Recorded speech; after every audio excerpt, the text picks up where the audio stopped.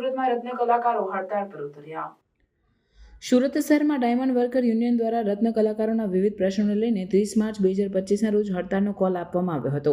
ત્યારે 30 માર્ચના રોજ સુરત શહેરમાં રત્ન કલાકારો દ્વારા રેલી યોજવામાં આવી છે। મોટી સંખ્યામાં રેલીમાં રત્ન કલાકારો જોડાયા છે। વિવિધ માંગો લખેલા બેનરો સાથે આ રેલી યોજાઈ છે।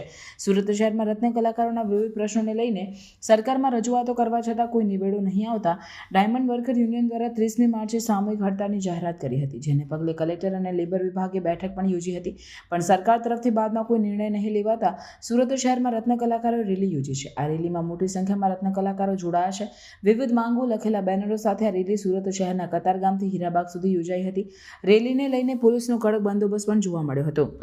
ડાયમંડ વર્કર યુનિયનના પ્રમુખ ભાવેશ ટાંકે જણાવ્યું હતું કે 30% ભાવ વધારો કરવા માટે અમે 20 દિવસમાં અલ્ટિમેટમ આપ્યું હતું કે 20 દિવસ પછી જો ભાવ વધારો કરવામાં નહીં આવે, ઉચ્ચ સ્તરીય સમિતિ બનાવવામાં નહીં આવે તો અમે હડતાળ ઉપર ઉતરીશું અને રેલી કાઢીશું। તો આજે 20 દિવસ પૂરા થયા છે, ઉચ્ચ સ્તરીય સમિતિનું નિર્માણ કરવામાં આવ્યું નથી, ત્યારે આજે રત્ન કલાકારોનો 10 વર્ષથી ભાવ વધારો થયો નથી, એ બાબત અમારો વિરોધ છે।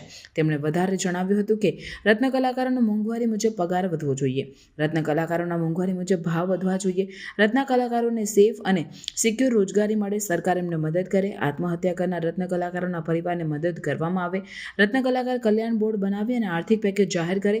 આ જ બાબતે આજે અમે સરકારને વિનંતી કરીએ છીએ કે આ રત્ન કલાકારોનો આક્રોશ છે અને આ રત્ન કલાકારોનો આક્રોશ હવે ફૂટીને બહાર આવ્યો છે, તો સરકાર અને માલિક બંનેએ સમજવું જોઈએ। સરકારે એક કમિટી બનાવી હતી, એ કમિટી વિચાર વિમર્શ કરી રહી છે। અમને વિશ્વાસ છે કે આવનાર સમયની અંદર રત્ન કલાકારોની મદદ માટે સરકાર આગળ આવશે।